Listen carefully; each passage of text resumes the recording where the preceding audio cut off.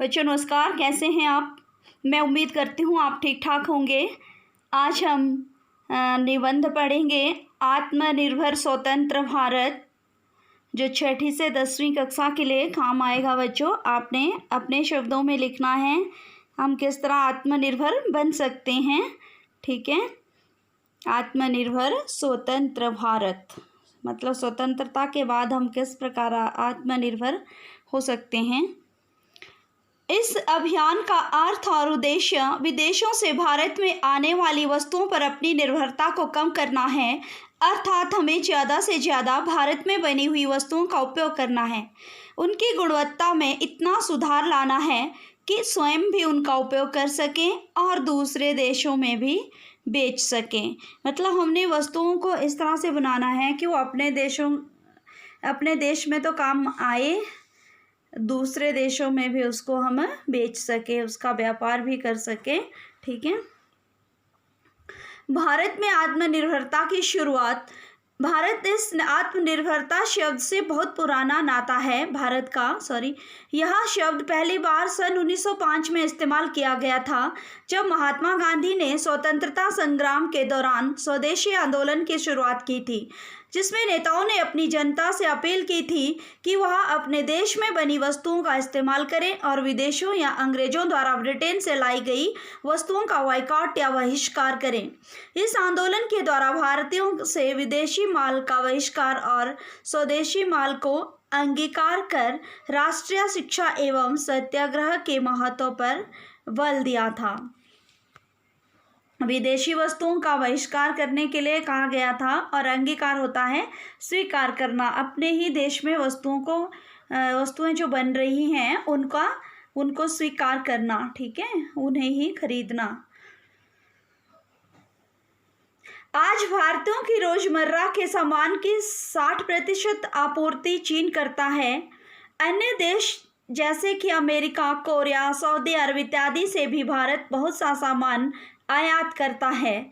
देश का विकास करने के लिए पहले देश को आत्मनिर्भरता हासिल करनी होगी और वह तभी संभव है जब हमारे निर्यात आयात से अधिक होंगे।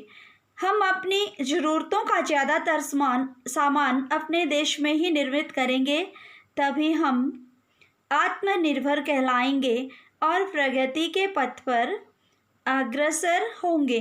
हम तभी प्रगति के पथ पर आगे बढ़ सकते हैं जब ज़्यादा से ज़्यादा वस्तुओं का निर्माण अपने देश में ही करेंगे। चाइना का बहिष्कार और बहुत सारे देशों की चीज़ों को लाने से हम तभी रोक सकते हैं जब हमारे देश में खुद वस्तुएं बनी होगी। प्रधानमंत्री जी ने आत्मनिर्भरता के 5 स्तंभ बताए हैं, इन पे चर्चा की है। तो ये कौन कौन से हैं। नंबर 1, अर्थव्यवस्था, एक ऐसी इकोनॉमी जो इंक्रीमेंटल चेंज, वृद्धिशील परिवर्तन नहीं बल्कि क्वांटम जंप, बड़ी उछाल लाए। ठीक है। नंबर 2, आधारभूत संरचना, इंफ्रास्ट्रक्चर, भारत की सरकार आधारभूत संरचना में जरूरी निवेश के सुधार करेगी, जिससे कि स्वदेशी वस्तुएं बाहर से आने वाले उत्पादों का मुकाबला कर सकें। जिस प्रकार हम बाहर से वस्तुएं खरीदते हैं, उनका मुकाबला हमारे भारत में ही बनने वाली वस्तुएं कर सकें। मतलब इस तरह से अपनी आधारभूत संरचना को हमने बनाना है। और नंबर 3 है तंत्र, एडमिनिस्ट्रेटिव सिस्टम। आने वाले समय में ऑनलाइन सर्विस, ई गवर्नेंस को बढ़ावा दिया जाएगा। 21वीं सदी में विकास के लिए भारत को टेक्नोलॉजी ड्रिवन सिस्टम की आवश्यकता है, जिससे सरकारी काम में पारदर्शिता बढ़ जाए और लोगों का सरकार पर और भारत पर विश्वास स्थापित हो सके। नंबर 4, जनसंख्या संरचना, वाइब्रेंट डेमोग्राफी। भारत की जनसंख्या में 18 से 35 वर्ष की आयु के लोग सबसे ज़्यादा हैं, इसलिए उन्हें वाइब्रेंट डेमोग्राफी नाम से संबोधित किया गया है।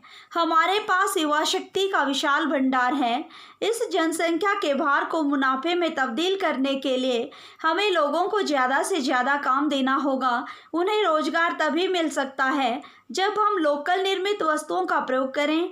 मेड इन इंडिया और मेक इन इंडिया को बढ़ावा देकर भारत का सामान दूसरे देशों तक पहुंचाएं या हमें पहुंचाना है, और इससे अधिकतर हमने आत्मनिर्भर बनना है, अपना काम स्वयं करना है। और अपने लिए जैसे खेत खलिहान है तो हम उसमें भी काम करके आत्मनिर्भर बन सकते हैं, अपने लिए फल सब्जियां उगा सकते हैं।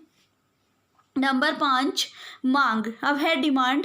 137 करोड़ की जनसंख्या वाले भारत देश में वस्तुओं की मांग की कोई कमी नहीं है।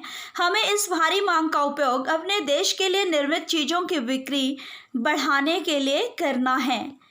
हमें अपनी सप्लाई चेन को मजबूत करना होगा। जितनी हमारी डिमांड है, हमें वस्तुएं कम मिलती हैं, इसीलिए हमें विदेशों से मंगवानी पड़ती हैं बच्चों।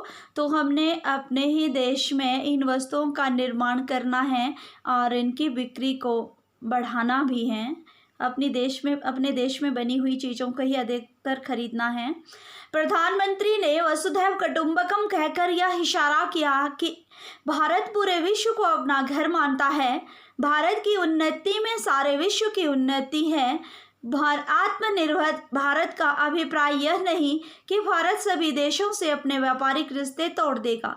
भारत अपनी उन्नति में सभी को साथ लेकर चलना चाहता है। हम यह चाहते हैं कि दूसरे देश आकर हमारे देश में विनिवेश करें और भारत की बनी हुई वस्तुएं विश्व के हर कोने में पहुँचे। वसुधैव कुटुंबकम का मतलब होता है बच्चों कि पूरा विश्व ही हमारा परिवार है। आज इंटरनेट ने हमें इतने करीब कर दिया है कि घंटों का या और दिनों का जो सफ़र है वो सेकंड में बदल गया है। आज हम 1 सेकंड में यहाँ से अमेरिका में बात कर सकते हैं। बच्चों, आत्मनिर्भर का मतलब यह नहीं कि आप भिखमंगों की तरह अपने खाते में रुपए लेने का आग्रह करें। इसका मतलब यह है कि का को छोटी की मात्रा लगानी है। आप अपना उद्योग सरकार की मदद से लगाएं और धीरे धीरे अपने पैरों पर खड़े होते हुए सरकार का पैसा वापस कर दें। कहते हैं भगवान उन्हीं की सहायता करते हैं जो अपने आप के सहायक होते हैं। पूरी धरा पर मनुष्य ही ऐसा योनि है जो हर असंभव को संभव कर सकता है। फिर यह तो एक कोशिश करने की बात है।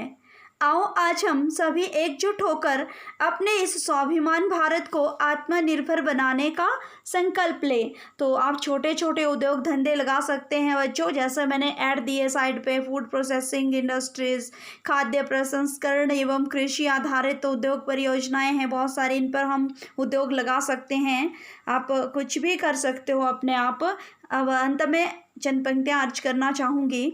जन जन का है यही नारा, आत्मनिर्भर बने भारत हमारा। जय हिंद, जय आत्मनिर्भर स्वतंत्र भारत। तो बच्चों, इसी के साथ मैं अपनी वाणी को विराम देती हूँ। आपने अपने शब्दों में यह आत्मनिर्भर स्वतंत्र भारत पर निबंध लिखना है। धन्यवाद।